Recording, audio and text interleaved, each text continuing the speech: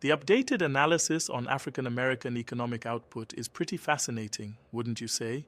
It's like a deep dive into how buying power, labor income, and business activity really shape a huge part of the US Yep, economy. absolutely. I mean, when you see the figures, buying power estimated at about 1.8 trillion in 2024 and heading to 2 trillion by 2025, it's striking how significant it is. Right. And that's around 9% of total US consumer spending, which really underscores the economic muscle. It's like it's like if you isolated it, it would rank among the top 20 economies in the world. hmm That point really got me thinking.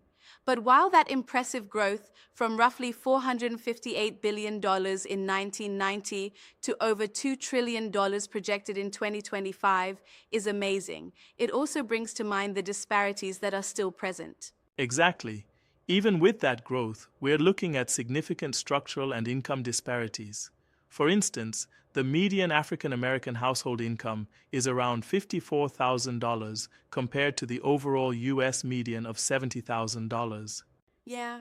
And it's not just incomes. The weekly earnings gap, $967 for black workers versus $157 for white workers, really puts a spotlight on persistent economic challenges.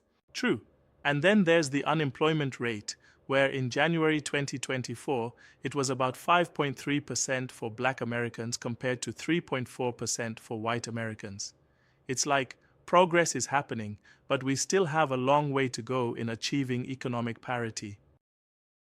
Right. On another note, the entrepreneurship piece here is quite empowering, don't you think? Over 3 million black owned businesses are out there, fueling job creation and economic dynamism, especially in urban areas. Absolutely. Those businesses are like cornerstone elements in many communities. They not only create opportunities but also serve as a testament to resilience and innovation. However, I have to respectfully challenge one point. While the narrative of rising economic influence is strong, some might argue that the raw figures don't always capture the nuanced struggles of accessing capital and opportunities. I agree, and that's a valid critique. The impressive buying power and entrepreneurial success do coexist with long standing issues like income inequity and lack of access to capital. It's a complex Yep. picture. I also find it interesting that even though the economic contribution is huge, the community still faces hurdles that require targeted interventions. It's as if you have this powerhouse that's being held back by systemic issues. Exactly. And if you think about it, this kind of analysis forces us to look at both the impressive growth and the disparities side by side, showing that while the footprint is expanding, ensuring full economic realization isn't just about numbers, it's about addressing those deep rooted issues. Right. It's like building a skyscraper. You need a solid foundation to support all the potential up top. Without that, no matter how tall it gets, it's unstable. That's a brilliant analogy. The economic output and business activity are the skyscraper, but without rectifying the income and access gaps, the structure remains vulnerable. Exactly. Overall, it's clear that the African American economic footprint is both a measure of progress and a reminder of the work still ahead.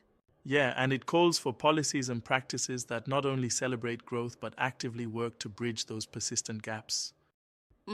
So, when we think about the future, it's not just about reaching $1 trillion milestone, it's about making sure those dollars translate into real, equitable opportunities for everyone in the community. Absolutely. It's a dual narrative of impressive economic strength and the endurance of challenges that need addressing for true equity. Yep. And that, in essence, is what makes the discussion so dynamic and so important as we head into 2024 and beyond.